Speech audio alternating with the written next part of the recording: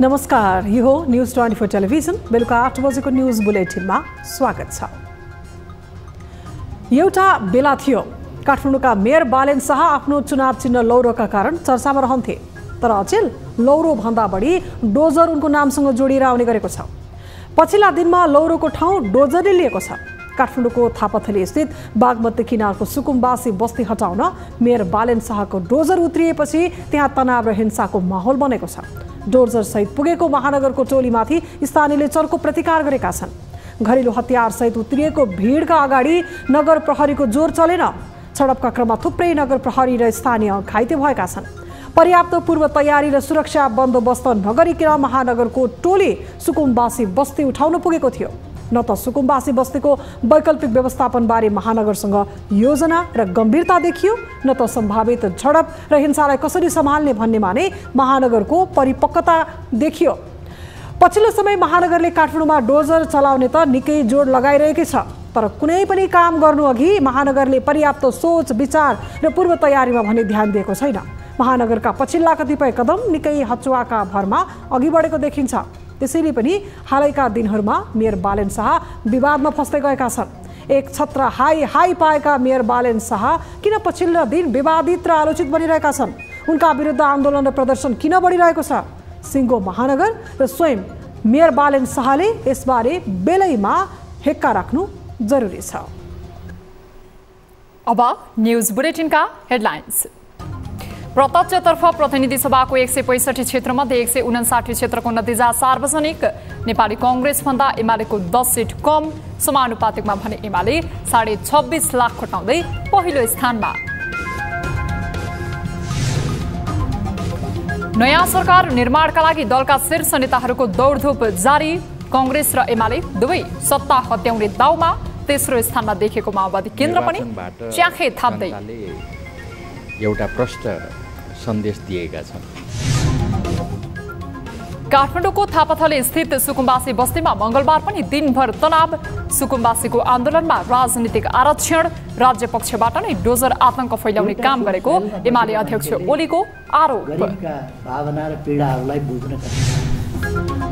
कतारमा जारी फिफा विश्वकप फुटबलमा सोह्रौं चरणका अन्तिम खेलहरू हुँदै पहिलो 2 खेलमा इक्वेडर र सेनेगल तथा नेदरल्यान्ड्स र कतार बीच प्रतिस्पर्धा जारी।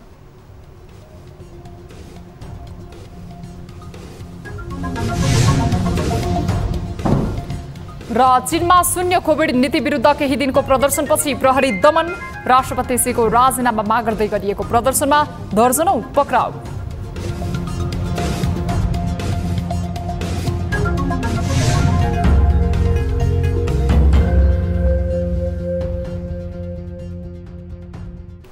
हामी निरन्तर न्यूजमा छौं। यही 4 गते सम्पन्न प्रतिनिधि सभा र प्रदेश सभा सदस्य निर्वाचनको नतिजा आउने क्रम जारी रहेको छ। 165 निर्वाचन क्षेत्रमध्ये अहिलेसम्मको 159 स्थानको नतिजा आइसकेको छ। प्राप्त पछिल्लो मतपरिणाम अनुसार प्रतिनिधि सभातर्फ नेपाली कांग्रेसले 53 स्थानमा जित हासिल गर्दै अग्रस्थान कायम राखेको छ। जारी मतगणनाको क्रममा कांग्रेसले अरु 2 स्थानमा अग्रता लिइरहेको छ। त्यस्तै दोस्रो स्थानमा रहेको नेकपा एमालेले 43 स्थानमा जित हासिल गरेको छ भने 1 स्थानमा अग्रता लिइरहेको छ। यसैगरी नेकपा माओवादी केन्द्रले अहिलेसम्म 17 र एकीकृत समाजवादीले 10 स्थानमा जित निकालेको छ। यसैगरी राष्ट्रिय स्वतन्त्र पार्टी राप्रपा र जसपाले 7 स्थानमा जित हासिल गरेका छन्।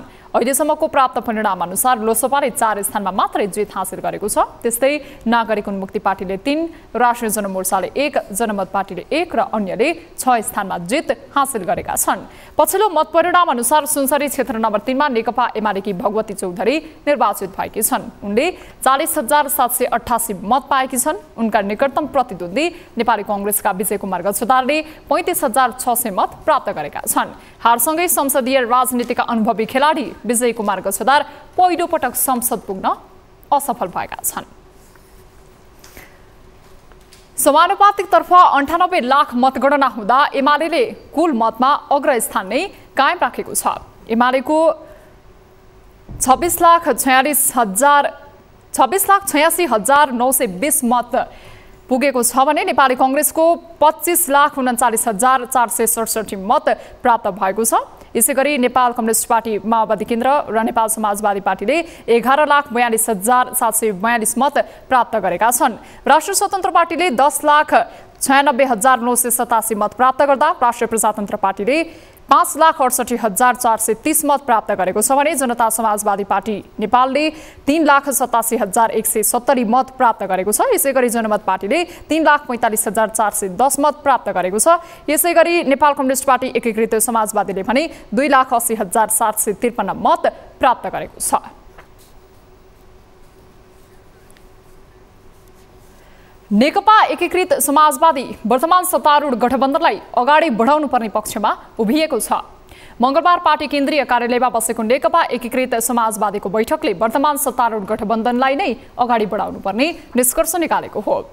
बैठकपछि सञ्चारकर्मीहरूसँग कुरा गर्दै अध्यक्ष माधव कुमार नेपालले देश दक्षिणपन्थी दिशातिर जाने खतरा रहेको भन्दै आफूहरूले सतर्क हुनुपर्ने आवश्यकताको महसुस गरेको बताएका छन्। उनले गठबन्धनका दलहरूका बीचमा भइरहेको सहकार्यलाई अगाडि बढाएर लानुपर्ने पनि बताए। निर्वाचन परिणाम अन्तिम चरणमा पुगेसँगै आफ्नै नेतृत्वमा सरकार गठनका लागि दलका शीर्ष नेताहरूले चौतर्फी अग्रसरता बढाएका छन्। कुनै पनि राजनीतिक दलले स्पष्ट बहुमत नपाएपछि यति बेला मिलिजुली सरकारको विकल्प छैन। त्यसैको प्रत्यक्ष लाभ तेस्रो दल बन्दै गरेको नेकपा माओवादी केन्द्रले उठाउने देखिन्छ। शान्ति प्रक्रियामा आए यता सधैँ सत्ता र शक्तिमा रुमलिएको माओवादी यसपटक पनि सोही आवरणमा देखिएको छ। माओवादी संसदीय अङ्कगणितका आधारमा तेस्रो स्थानमा रहे पनि अध्यक्ष पुष्पकमल दाहाल आफ्नै नेतृत्वमा सरकार बनाउने भित्री कसरतमा छन्।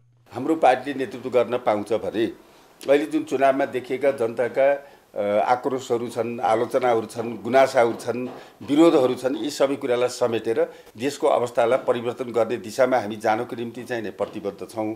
अहिले गठबन्धनमा आबद्ध दलहरूले प्राप्त गरेको आधारमा जित र अग्रता गरी 136 सिट मात्रै हुन्छ, जुन सरकार बनाउनका लागि अपर्याप्त छ।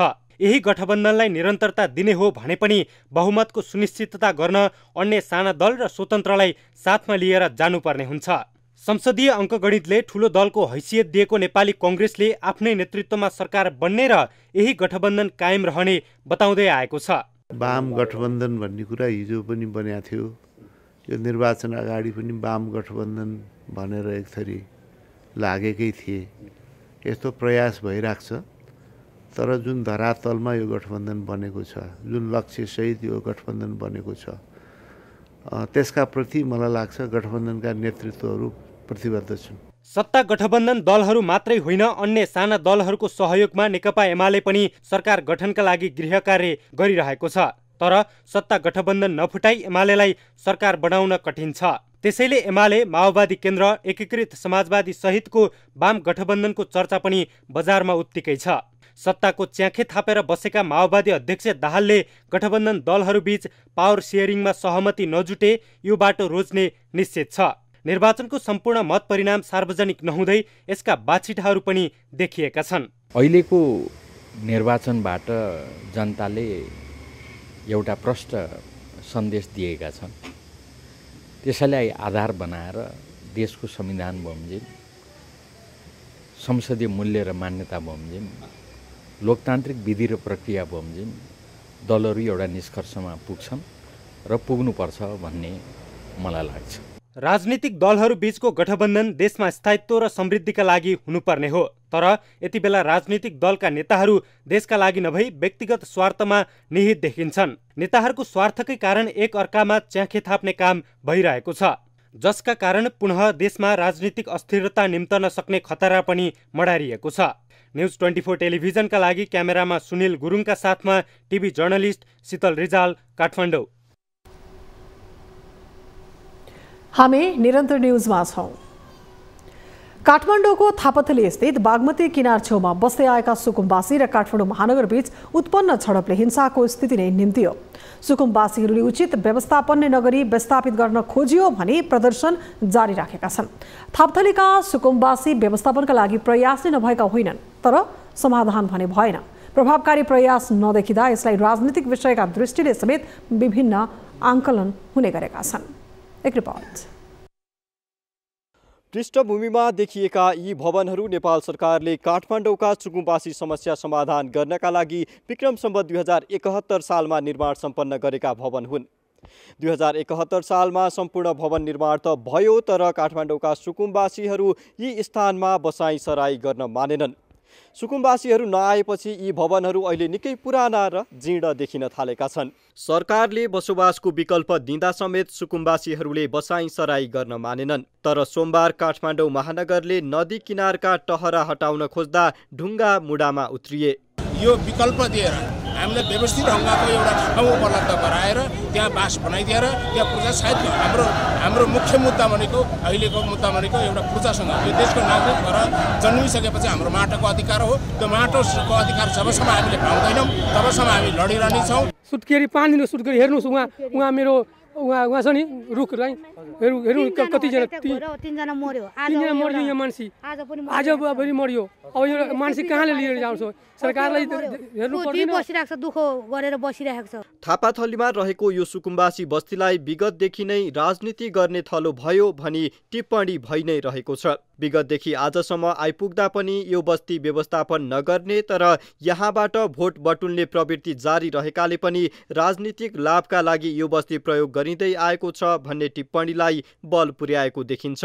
तर सरकारले निर्माण गरिदिएको भवनमा बस्न नचाहने उनीहरूको स्वभावले प्रश्न यो पनि उब्जाउँछ कि के उनीहरूलाई साँच्चै बसोबासको आवश्यकता हो भने सरकारले उपलब्ध गराएका भवनमा बस्न किन मान्दैनन्? थापाथलीको सोमबारको दृश्यले दुई थरीका टिप्पणी भइरहेका छन्। केहीले सरकारले उनीहरूका माग पूरा गरेन, यो अन्याय हो भनिरहँदा केहीले भने उनीहरू वास्तविक सुकुम्बासी नभएको तर काठमाडौँको कोर ठाउँको जग्गा हत्याउने दाउ कसेकाको जमात भएको टिप्पणी गरिरहेका छन्। सोमबारको घटनाका विषयमा काठमाडौँ महानगरको भनाई यस्तो छ।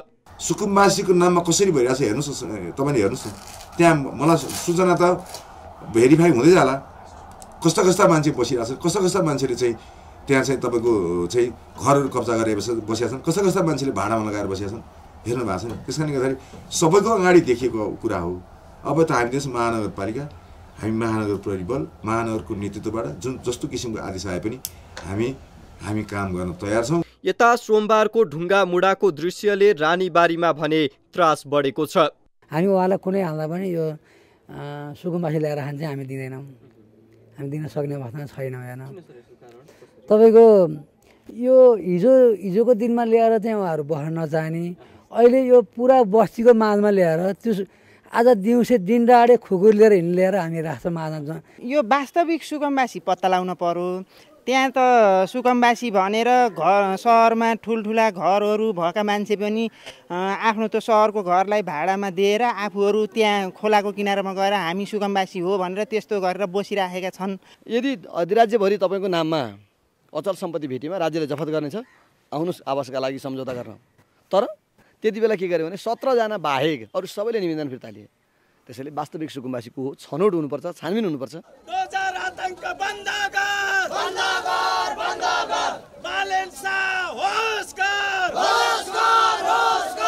पछिल्लो समय बागमती किनाराका सुकुम्बासी बस्तीहरू हटाउने क्रममा सुकुम्बासीहरू र काठमाडौँ महानगर प्रहरी बीच झडपकै अवस्था सिर्जना भयो।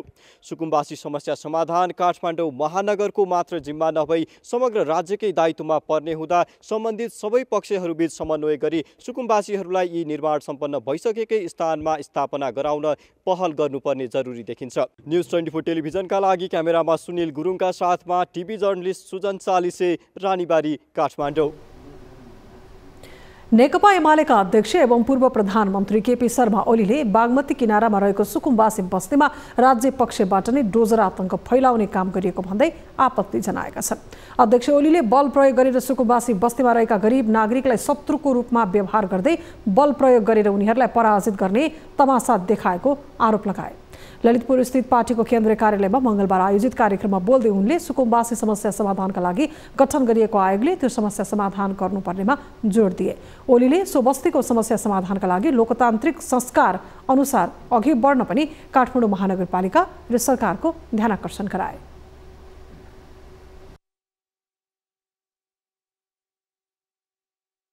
सरकारको आदेश अनुसार तिनीहरूलाई पराजित गरेर त्यहाँ चाहिँ खाली गराउन म एकदम डटेर लागेको छु।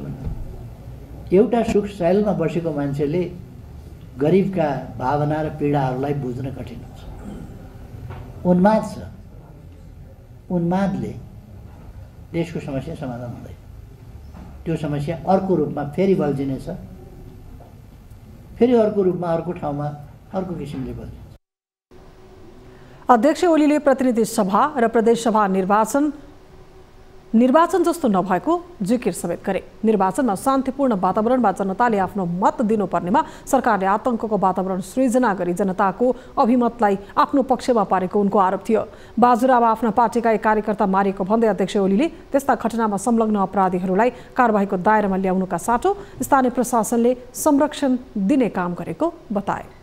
विरोध प्रदर्शन गरे बापत मान्छे मारिएकोमा मार्ने अपराधीहरूलाई कमसेकम गिरफ्तार त गर, कारबाही चलाऊ भनेर विरोध प्रदर्शन गर्नेहरू 22 जनालाई गिरफ्तार गरिएको छ, अरूलाई खोज्दैछ। र त्यहाँ गिरफ्तार नगर्ने हो भने त्यहाँका सिडिओले म यहाँ बस्दिनँ, कामै गर्दिनँ भनेर मानेनन्, त्यसकारण गिरफ्तार गरिएको छ भनेर सरकारको स्पष्टीकरण हुन्छ। एमाले अध्यक्ष ओलीले चुनाव जित्नका लागि तानाशाही र चरम अलोकतान्त्रिक गतिविधि सरकारले गरेको पटक पटक दोहोर्याए। प्राकृतिक विपदका हिसाबले देशकै उच्च जोखिममा रहेको जिल्ला हो सिन्धुपाल्चोक। 2072 सालको भूकम्प होस् वा बाढी पहिरोले यहाँका बासिन्दा सबैभन्दा बढी प्रभावित छन्। विक्रम सम्वत 2078 असार 1 र साउन 16 मा मेलम्ची तथा इन्द्रावती नदीमा आएको बाढीबाट यहाँ ठूलो धनजनको क्षति भयो। हरेक वर्ष वर्षातको समयमा नदी तटीय क्षेत्रका बासिन्दा रातभर निदाउँदैनन्। त्यसैले हालै निर्वाचित जनप्रतिनिधिहरूबाट बाढी प्रभावितको समस्या समाधान हुने अपेक्षा बढेको देखिन्छ। एक रिपोर्ट। सिन्धुपाल्चोकको मेलम्ची नगरपालिका 11 की सरस्वती दुलालको घर सामान्य मर्मतपछि बस्न हुने अवस्थाको भएको छ। यद्यपि दुलालको घर छेउमा मेलम्ची खोला बग्छ। हिउँदमा बस्न सक्ने भए पनि वर्षा सुरु भएसँगै घर छोडेर भाग्नुपर्ने बाध्यता छ उनको। मेलम्ची कोरिडोरवासी छेउछाउका सबैको पीडा सरस्वतीको जस्तै छ। हिउँदमा सुरक्षित भए पनि असार नलाग्दै डरले अन्तै भाग्नुपर्ने बाध्यता रहेको स्थानीय बताउँछन्। अब डर त सधैँभरि डर हुने भयो। अब हामीले भनेर हुनेसम्म त्यो अब मिसिनेरी वाल चाहिँ अब यो परैसम्म भइदियो भने ठुलो बस्ती भने त यो खानपानीबाट उमो हो नि त। अनि यत्रो बजार बस्ती जोगिन्थ्यो। अब हामी सुरक्षित हुन्थ्यौँ, यत्रो बालबच्चा सुरक्षित हुन्थे। अब के भन्नु हामीले त। 2078 असार 1 र साउन 16 मा आएको बाढीले हेलम्बु, मेलम्ची र 5 पोखरीमा गरी 26 जनाको ज्यान गएको थियो। बाढीले 551 घर बगाएको थियो भने 5400 रोपनी खेती योग्य जमिन बगरमा परिणत भयो। राष्ट्रिय गौरवको मेलम्ची खानेपानी आयोजनासँगै 7 झोलुङ्गे पुल, 9 पक्की पुल र 33 सार्वजनिक संरचना ध्वस्त भयो। नवनिर्वाचित जनप्रतिनिधिले नदी नियन्त्रणका लागि पहल गर्ने विश्वास स्थानीयको छ। चुनावभन्दा अगाडि उहाँले केही काम नगरेको हुँदाखेरि उहाँले राम्रोसँग हार बेहोर्नु भएको छ। अहिले जुन नयाँ आउनु भएको जनप्रतिनिधिले केही गर्छ भन्ने हाम्रो यहाँ बाढी पीडितवासीहरूलाई एकदमै विश्वस्त छ। र जति पनि यो बजार बस्ती बचाउनुको लागि तटबर्धन लगायत यो पुलहरू, पुनर्निर्माणका कामहरू सबै गर्छ भन्ने हामीलाई आशा लिएको छु।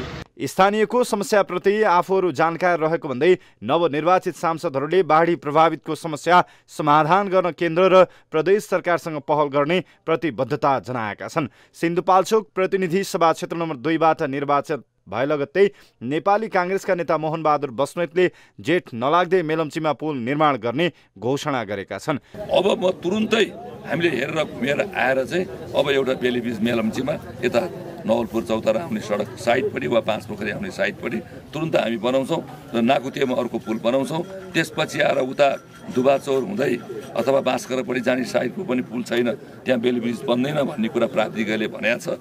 त्यसमा अरू मोटरेबल पुलको लागि हामी बजेट विनियोजन गराउँछौँ, अरू पुल पुलेसार झलङ्गी पुलको काम गराउँछौँ। मङ्सिर 4 गते सम्पन्न निर्वाचनबाट प्रदेश सभातर्फ सिन्धुपाल्चोक 2-1 मा माओवादी केन्द्रका नेता युवराज दुलाल, प्रदेश सभा 2-2बाट कृष्ण कुमार तामाङ निर्वाचित भए। उनीहरू संसद निर्वाचित भए लगत्तै मतदाताहरूलाई धन्यवाद दिँदै बाढी प्रभावितको समस्या समाधानसँगै विकासको काममा लाग्ने प्रतिबद्धता जनाएका छन्। सरकारले बाढी प्रभावितलाई स्थायी आवासका लागि 5 लाख तथा जग्गा नभएकालाई थप 3 लाख दिने बताएको छ। स्थानीय सरकारको तर्फबाट प्रभावितको खातामा रकम जम्मा भएको र केहीको हुने क्रममा रहेको नगरपालिकाले जनाएको छ। न्युज 24 टेलिभिजनका लागि सिन्धुपाल्चोकबाट टिभी जर्नलिस्ट दीपक खत्रीको रिपोर्ट। न्युजहरू अझै बाँकी छन्, अब पालो ब्रेकको।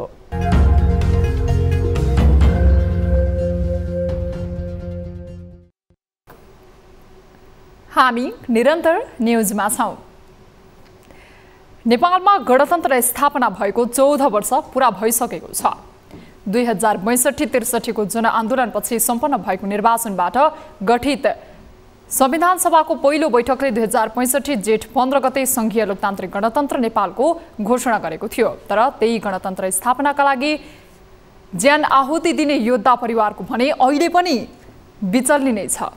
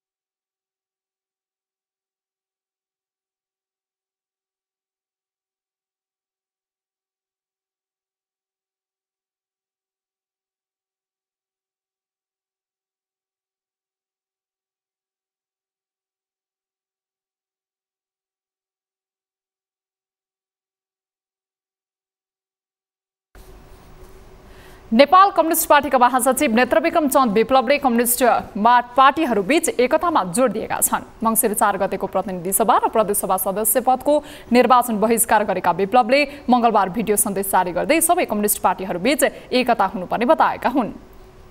नेकपा माओवादी केन्द्र सहितका कम्युनिस्ट पार्टीहरूको अवस्था कमजोर भइरहेका बेला उनले कम्युनिस्ट पार्टीहरूबीचको एकतामा जोड दिएका हुन्। संसदीय चुनाव गरी कम्युनिस्ट जनमत र देशभक्तहरूलाई छिन्न भिन्न पार्ने काम गरेको विप्लवको आरोप छ। भारतको पश्चिम बंगालमा दलालहरूले कम्युनिस्ट सिध्याउने काम गरे जस्तै नेपालमा पनि कम्युनिस्टहरूलाई सिध्याउने खेल भइरहेको उनले बताएका छन्। विप्लवले अब कम्युनिस्टहरू एक नभई नहुने अवस्था आएको उल्लेख गर्दै झापा विद्रोहदेखि जनयुद्धबाट यहाँसम्म आइपुग्न लडेका सबै कम्युनिस्ट समर्थकहरू एक हुनुपर्ने बताएका छन्। सबै कम्युनिस्ट मिलेर मात्रै नेपाललाई दलाल पुँजीवादबाट मुक्त गर्न सम्भव हुने विप्लवको भनाइ छ। विप्लवले यो चुनावबाट उदाएको नयाँ पार्टीको पनि कुनै औचित्य नभएको बताएका छन्। सामान्यतया मौसम परिवर्तन हुने समयमा स्वास्थ्यमा केही जटिलता देखा पर्छन् नै, तर कतिपय अवस्थामा सामान्य मानिने रुगाखोकीले गम्भीर जोखिम न्यूत्याउन सक्छ।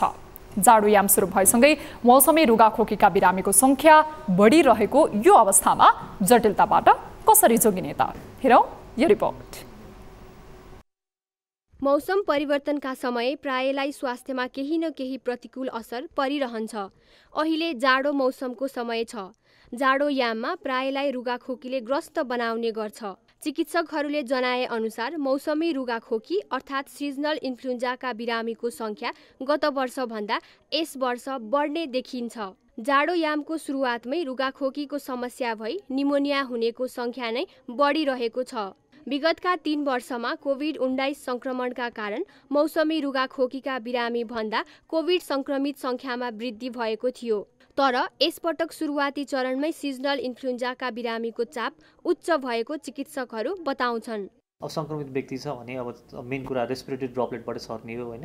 अब भन्न खोजेको हाछ्यु गर्दाखेरि हुन सक्ने भयो, खोक्दाखेरि हुन सक्ने भयो, त्यो इन्फ्लुएन्जाको भाइरसहरू एउटा व्यक्तिबाट अर्को व्यक्तिमा सर्ने हुनसक्छ। त्यसले गर्दाखेरि चाहिँ अब जसरी हामीले अरू बेलामा पनि ह्यान्ड सेनिटाइजेसन मास्कको प्रयोग गरेका छौँ त्यसले गर्दाखेरि केही हदसम्म यसलाई कम गर्न सकिन्छ होला।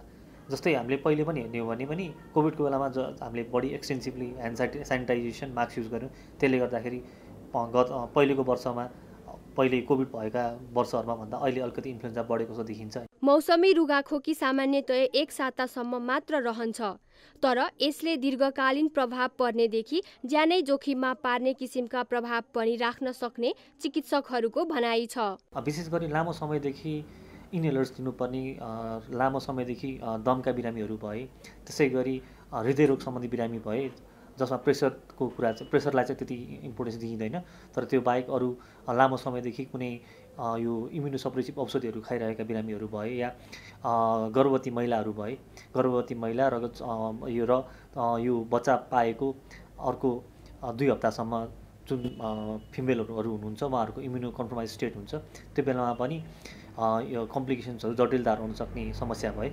मौसमी रुगाखोकीले निम्त्याउने जोखिमहरू: उच्च ज्वरोले शरीरमा असन्तुलन कायम गरी ज्यानै जाने जोखिम, घाँटी सम्बन्धी समस्या निम्त्याई केही समय आवाज नै गुम्न सक्ने, शरीरमा अत्याधिक दुखाइबाट जोर्नीहरूमा समस्या निम्त्याउने, निमोनियाको उच्च प्रभावले ज्यानै जान सक्ने, श्वास प्रश्वासमा समस्या देखिने। मौसमी रुगाखोकीबाट कसरी बच्ने? चिकित्सकहरूका अनुसार जाडोबाट शरीरलाई जोगाए मौसमी रुगाखोकीको प्रभावबाट बच्न सकिन्छ। शरीरलाई न्यानो राख्ने, तातो, झोलिलो र पोषणयुक्त खानेकुरा खाने, रुगाखोकीबाट प्रभावित व्यक्तिबाट कम्तीमा 1 मिटरको दूरी कायम गर्ने, मास्क तथा सेनिटाइजरको प्रयोग गर्ने लगायतका उपाय अपनाए मौसमी रुगाखोकीको प्रभावबाट बच्न सकिन्छ। सचेतना अपनाउँदै संक्रमित भइहाले सामान्य अवस्थामा आराम गर्ने, खानपानमा ध्यान दिने, अवस्था जटिल हुने सम्भावना देखिए चिकित्सकको परामर्श अनुसार उपचारका विधि अपनाउनु पर्ने चिकित्सकहरूको सुझाव छ। न्युज 24 टेलिभिजनका लागि क्यामेरामा मदन सापकोटाका साथमा टिभी जर्नलिस्ट अस्मिता तिवारी, काठमाडौँ। हामी निरन्तर न्युजमा छौं। राजधानी काठमाडौँमा साँघुरा सडकले आम सर्वसाधारणलाई दुःख त भएको छ नै, बाटोमा बजाइने हर्न, मोटरसाइकल चालकले देखाउने स्टन र स्वरूप बदलिएका मोटरसाइकलबाट निस्केको आवाजले जो कोही पनि आजित भएका छन्। ध्वनि प्रदूषणले निम्त्याउने शारीरिक र मानसिक समस्यामा सरकार र सरकारी निकायले गम्भीर रूप लिएको देखिँदैन। एक रिपोर्ट।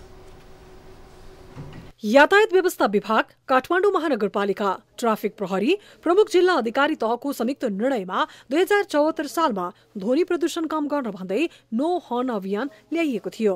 हर्न बजाए 500 देखि 15,000 सम्म जरिवाना गर्ने घोषणा पनि गरियो। तर सरकारी घोषणालाई निरन्तरता नदिँदा ध्वनि प्रदूषण फेरि बढिरहेको छ। राजधानीका गल्ली गल्लीमा रात दिन बज्ने हर्नदेखि मोडिफाई गरिएका बाइकहरूबाट निकालिने चर्को ध्वनि प्रदूषणले गम्भीर रूप लिएको छ। कतिपय बेला भने ट्राफिक प्रहरीले ध्वनि प्रदूषण गरेका मोटरसाइकललाई नियन्त्रणमा लिएर कारवाही पनि गरेको छ। तर त्यस्ता सवारीको परीक्षण गर्न धेरै समय लाग्ने गरेको छ। यस्ता सवारीको प्रमाणित गर्न ढिलाइ गरिँदा सवारी चालकले पनि शास्ति भोग्नु परिरहेको गुनासो गरेका छन्। अब मोडिफिकेसन छ भने, गल्ती छ भने मान्छेले जति पनि तिर्दा त्यो ठुलो कुरो भएन। तर अब केही छैन, अब कम्पनीले जस्तो दियो त्यस्तै सामान ल्याएर चलाइरहेछ भने त्यो हाम्रो गल्ती त होइन। सरकारवाला संस्थाले नियमन गर्न नसक्दा मानिसमा रक्तचाप बढ्ने, स्मरण शक्तिमा कमी तथा श्वास प्रश्वासमा असर पुग्नेदेखि हृदयघात जस्ता समस्याहरू हुने गरेका छन्। सरकारी निकायले बेला मौकामा चेकिङ गर्नेदेखि कारबाहीको काम पनि नगरेका होइनन्। रातिको समयमा मान्छेहरूको चाहिँ घराइसी चाहिँ जस्तै बालबच्चाकोलाई नै निन्द्राबाट बिउजाइदिने, बुढाबुढीहरूलाई त्यसले असर गर्ने भएर यसमा चाहिँ धेरै कम्प्लेन आइसकेपछि ट्राफिक प्रहरीले चाहिँ त्यस्ता मोटरसाइकलहरूलाई चाहिँ नियन्त्रणमा लिएर तिनीहरूको ध्वनि उत्पादनको अवस्था कस्तो हो भनेर हामीलाई यहाँ परीक्षण गर्नको लागि भनेर आउँछ। विभागले तोकेको ध्वनि सीमा लागू गर्न त्यति सहज भने देखिँदैन। तर चेक जाँच गर्ने मेसिन आफूहरूलाई दिएमा त्यस्ता सवारीलाई ट्राफिकले सडकमै चेक जाँच गर्ने प्रहरीको भनाइ छ। त्यो अधिकार हामीले पायौँ भने त्यो हामीलाई चाहिँ स्पटमै गएर त्यही जरिवाना गर्ने, त्यही चेक जाँच गर्ने गर्दाखेरि हामीलाई सजिलो हुन्थ्यो। त्यो अधिकार हामीले पायौँ भने, जस्तो एयर पोल्युसनको हामीले पहिला गरेका थियौँ होइन, धुवाँ फाल्ने पहिला हामीले यहाँ चेक जाँच गरेका थियौँ, साउन्ड पोल्युसनको गरेका थिएन। त्यो हामीलाई त्यो मेसिन कसरी चलाउने भनेर ट्रेनिङ दिएर ट्रेन मेन पावर भयो भने हामीलाई चाहिँ ज्यादै सजिलो हुन्थ्यो।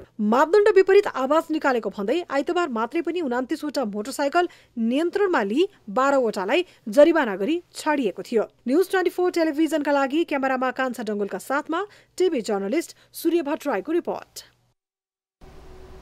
काठमाडौँ उपत्यकामा राइड सेयरिङ गरी यात्रा गर्नेहरू बढ्दै गएका छन्। विभिन्न कम्पनीले अफर सहितका राइड सेयरिङ सुविधा दिने गरेका छन्। यसमध्ये पठाओ सबैभन्दा अगाडि छ। मोबाइलमा एप प्रयोग गरी आफू रहेको स्थानमा मोटरसाइकल वा ट्याक्सी बोलाएर यात्रा गर्न पाइने हुँदा पठाओको बजार बढ्दै गएको छ। यात्रु र राइडरलाई सम्भावित दुर्घटनाबाट हुने आर्थिक क्षति कम गर्न पठाओले बीमा सुविधा समेत दिएको छ। एक रिपोर्ट। राइड सेयरिङका लागि शहरी क्षेत्रका यात्रुले प्रयोग गर्ने माध्यम हो पठाओ। सन् 2018 सेप्टेम्बर 24 देखि सञ्चालनमा आएको यो सेवा अहिले निकै लोकप्रिय छ।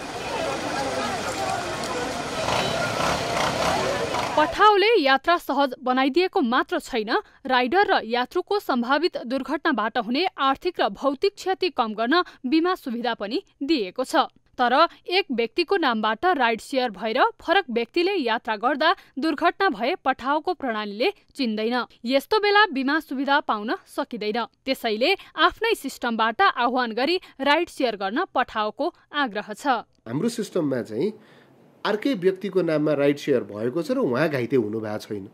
त्यही कारण हाम्रो सिस्टमले चाहिँ नि त्यो घाइते भएको मान्छेलाई उहाँ हो भनेर भन्न मिल्दैन। राइड सेयर गर्दा दुर्घटना भएको खण्डमा पठाओको एउटा टिम सक्रिय हुन्छ। त्यसका लागि पठाओले छुट्टै टिम बनाएको छ। सोही टिमले प्रहरीलाई अनुसन्धानमा सघाउने, अस्पतालमा सहयोग गर्ने र बीमा दाबी गर्ने कुरामा सहयोग गर्छ। एउटा डेडिकेटेड टिम छ जसले चाहिँ नि एक्सिडेन्ट हुन पाएको छैन, प्रहरीका जाने प्रहरीका, हस्पिटलमा गर्ने हेल्प र इन्स्योरेन्सको क्लेम गर्ने चाहिँ एउटा डेडिकेटेड टिम छ। त्यो टिमले अहोरात्र कामै गरेको छ। त्यसमा त के पनि त्यस्तो कमी कमजोरी छैन। पठाओले सेवाग्राहीको माग अनुसार आफ्नो सेवा विस्तार गरेको छ। 2 पाङ्ग्रे र 4 पाङ्ग्रे राइड सेयरिङका साथै खाना तथा खाजा पुर्याउने सेवा पनि पठाओले दिइरहेको छ। पहिला मोटरसाइकल मात्र गरेको थियो हामीले, त्यो बेला ट्याक्सी आउने पनि कुरा थिएन। अनि हामीले सर्वे गर्दा चाहिँ नि अलिकति एज भएकाहरूलाई जसलाई मोटरसाइकलमा त्यति सजिलोसँग सहजसँग यात्रा गर्न सक्नुहुन्न, उहाँहरूले 4 पाङ्ग्रे भए पनि हुन्थ्यो। 4 पाङ्ग्रे पाउन नि गाह्रो छ, घरसम्म लिन आउने अहिलेसम्म व्यवस्था छैन भनेपछि हामीले 4 पाङ्ग्रे पनि ट्राई गरौँ न त भनेर ट्राई गऱ्यौँ। र त्यो एउटा पनि नेपालमा चाहिँ एकदमै सक्सेसफुल आयो। धेरै अगाडि अरूहरूले पनि ट्राई गरेको थियो, कसैले पनि गर्न सक्नु भएको थिएन। हामीले सक्सेसफुल्ली रन गऱ्यौँ। त्यसपछि फुडको रेस्टुरेन्टको पनि त्यही प्रब्लम थियो। कोभिडको बेलामा रेस्टुरेन्टमा मान्छे आउन कम भयो, हाम्रो रेभेन्यू घट्यो। बरु हाम्रो कस्टमरसम्म खाना पुर्याइदिने एउटा दुरुस्त टेक्नोलोजी भयो भने उहाँहरूलाई पनि सहज हुन्छ भनेर फुड पनि गऱ्यौँ। सायद अहिले नेपालको हामी नम्बर 1 सो सहर डेलिभरी गर्ने भएका छौँ। यही कारण पठाओ सञ्चालनमा आएको छोटो समयमा आफ्नो बजार विस्तारलाई व्यापक बनाउन सफल भएको छ। भर पर्दो र सुरक्षित यात्रा गर्न पाउँदा सबै यात्रुले पठाओलाई नै रोज्ने गरेका छन्। अब बिजनेस न्यूज।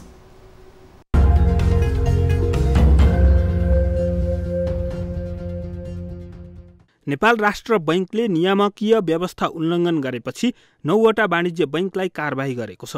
बैंकका सञ्चालक र प्रमुख कार्यकारी अधिकृतको संलग्नतामा राष्ट्र बैंकका निर्देशनहरू पालना नभएको र केहीले नियम विपरीत कर्जा प्रवाह गरेको पाइएपछि केन्द्रीय बैंकले कारबाही गरेको। कारबाहीमा परेका बैंकहरूमा Krishi Bikas Bank, Bank of Kathmandu, Sunrise, Mega, Himalayan, Global IME, Prime Commercial, Kumari र प्रभु बैंक छन्। जसमध्ये कृषि विकास बैंकले सम्पत्ति शुद्धिकरण सम्बन्धी ऐनको उल्लङ्घन गर्दा 20 लाख रुपैयाँ र बैंक अफ काठमाडौँले विपन्न वर्ग क्षेत्रमा कर्जा लगानी नगर्दा 2,11,85,060 रुपैयाँ नगद जरिवाना गरिएको राष्ट्र बैंकले जनाएको छ।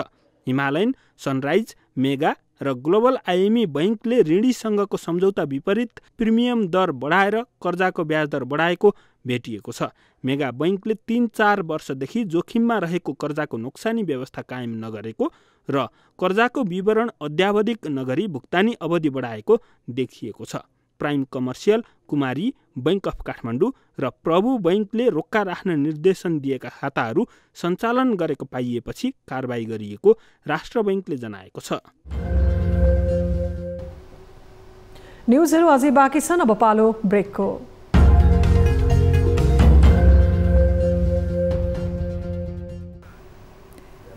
हामी निरन्तर न्युजमा छौं। अब स्पोर्ट्स न्युज।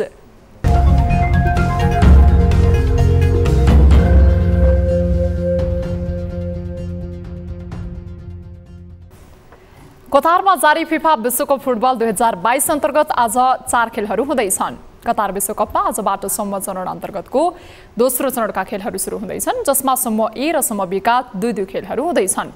पहिलो 2 खेलमा समूह ए मा रहेको इक्वेडर र सेनेगल तथा नेदरल्यान्ड्स र कतार बीचको प्रतिस्पर्धा अहिले सुरु भएको छ। यस खेलहरूबाट समूह ए बाट अन्तिम स्वरमा पुग्ने 2 राष्ट्रको टुङ्गो लाग्नेछ। यसैगरी दोस्रो 2 खेलमा समूह बी मा रहेको इरान र अमेरिका तथा वेल्स र इङ्ल्यान्ड बीच खेल हुँदैछ। दुवै खेल नेपाली समयअनुसार राति 12:45 मा हुनेछन्। यस खेलहरूबाट समूह बी बाट अन्तिम स्वरमा पुग्ने 2 राष्ट्रको टुङ्गो लाग्नेछ। यता हिजो भएको ब्राजिल र स्विजरल्यान्ड बीचको प्रतिस्पर्धाबाट ब्राजिल 1-0 गोल अन्तरले विजयी हुँदै राउन्ड अफ 16 मा प्रवेश गरिसकेको छ भने पोर्चुगल र उरुग्वे बीच भएको खेलबाट उरुग्वे 2-0 गोल अन्तरले पराजित हुँदै प्रतियोगिताबाट नै बाहिरिएको छ। पोर्चुगल भने दुवै खेलमा जित निकाल्दै नकआउट चरणमा प्रवेश गरिसकेको छ। यता फ्रान्स पनि आइतबार भएको खेलमा डेनमार्कलाई 2-1 ले हराउँदै नकआउट चरणमा प्रवेश गरिसकेको छ। एसियाली मुलुक कतारमा पहिलो पटक आयोजना भइरहेको विश्वकपमा 32 राष्ट्रले प्रतिस्पर्धा गरिरहेका छन्। सहभागी राष्ट्रलाई 8 समूहमा विभाजन गरिएको छ। यस विश्वकपमा कुल 64 खेल हुनेछन्। 8 रङ्गशालामा आयोजना भइरहेको विश्वकपको फाइनल डिसेम्बर 18 मा हुनेछ। हामी निरन्तर न्युजमा छौं। अब वेदर अपडेट।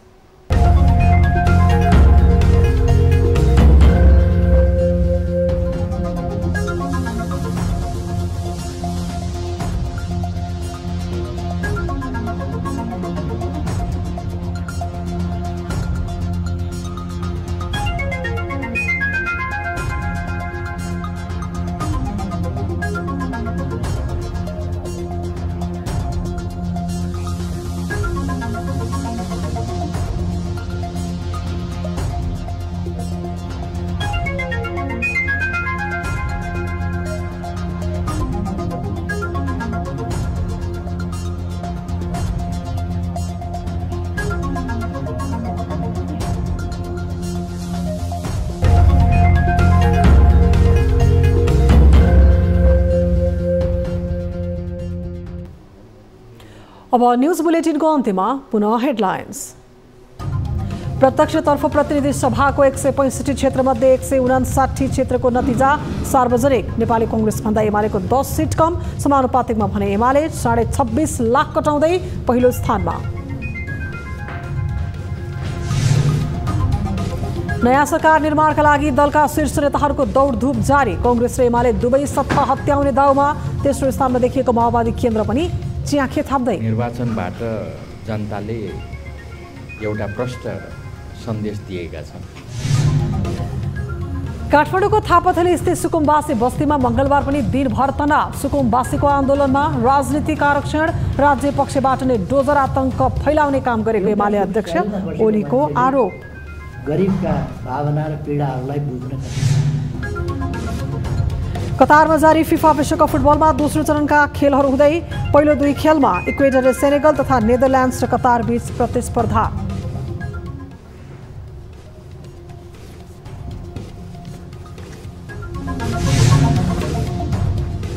र चीनमा शून्य कोभिड नीति विरुद्ध केही दिनको प्रदर्शनपछि प्रहरी दमन। राष्ट्रपति सीको राजीनामा माग गर्दै गरिएको प्रदर्शनमा दर्जनौं पक्राउ।